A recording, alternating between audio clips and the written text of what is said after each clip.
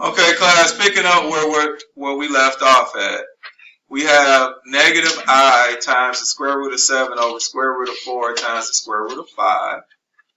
Now, we can put negative I over 1 to let us know we're multiplying these fractions. So we add negative I square root 7 in our numerator. Now, the square root of 4 becomes 2, and this becomes 2 square root 5. But just like in the other problems, we cannot have a square root in our denominator. So we will multiply the numerator and denominator by the square root of 5. So our final answer would be negative I square root 35, because 7 times 5 is 35, all over square root of 5 times square root of 5 is 5 times 2 is 10. So this will be our final answer, negative I square root 35 all over 10. Now, we have to do D here. D, we know we would take the I out first, and then it'd be multiplied by the square root of 5 over the square root of 18. Now, the square root of 18 has a perfect square in it.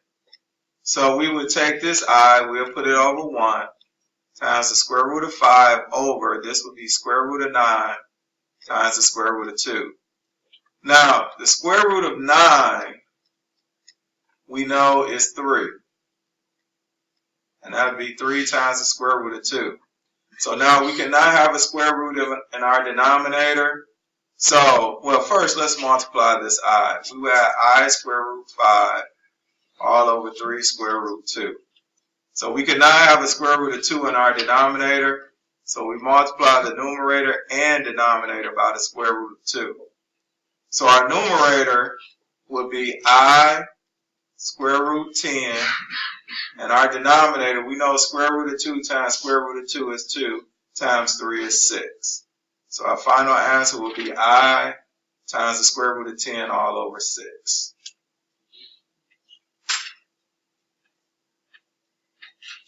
Now, we look here. We have the formal definition of imaginary numbers and complex numbers. Imaginary numbers are numbers of the form bi, which is basically what we've been having, bi, a number times I. And then a complex number or a variable times I. Complex numbers are numbers in the form of a plus bi.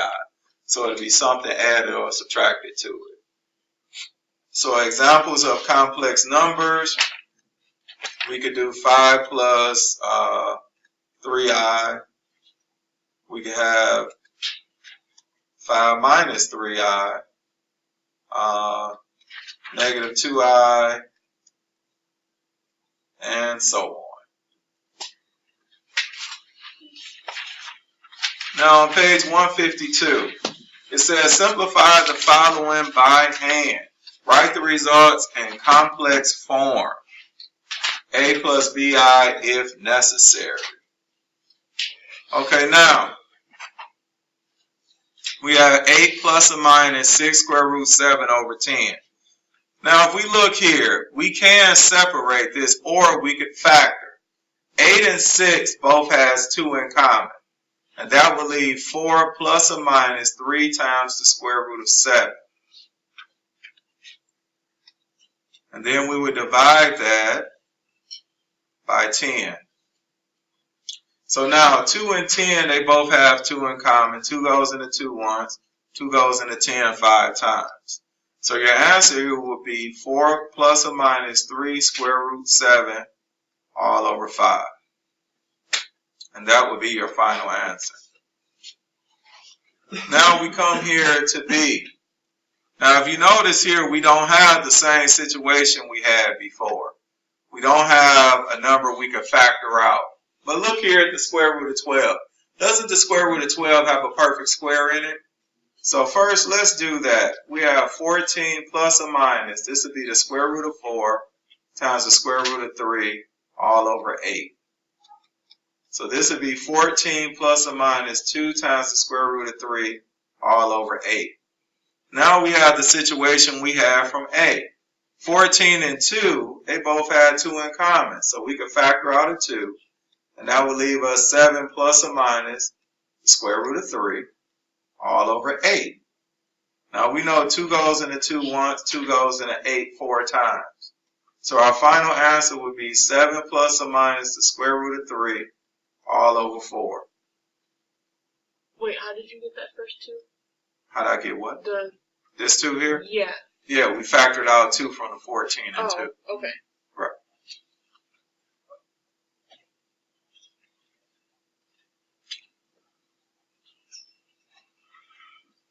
Okay, now we go to the next 2. Now we have 35 plus 15 times the square root of 3 over 45. Now 35 and 15 both has 5 in common that we could factor out. So that would be 7 plus or minus 3 square root 3 all over 45. Now 5 and 45 both has 5 in common. 5 goes into 5 once, 5 goes into 45 9 times. So our final answer would be 7 plus or minus 3 square root 3 all over 9. And that would be our final answer. Now we come here. We know that 18 has a perfect square in it. So we would take that. So it would be square root of 9 times the square root of 2 all over 12. So it would be 6 plus or minus the square root of 9 is 3 times the square root of 2 all over 12. Now 6 and 3 has 3 in common. So that'll give us 2 plus or minus the square root of 2 all over 12. Now 3 and 12, 3 goes into 3 once, 3 goes into 12 4 times. So we'll write our final answer as 2 plus or minus the square root of 2 all over 4. Now the question was asked, can we divide the 2 by 4? Yes. But what we would end up doing is we would have a more complex fraction. Now let me show you what I mean by that, about it being a more complex fraction. We could have separated this as 2 over 4 plus the square root of 2 over 4. 2 over 4, that'll give us 1/2 plus the square root of 2 over 4. And that would be the final answer, well, plus or minus. That would be the final answer. But this is actually simpler than what this is, so we would just leave it as this. Okay, now, are there any other questions from this section?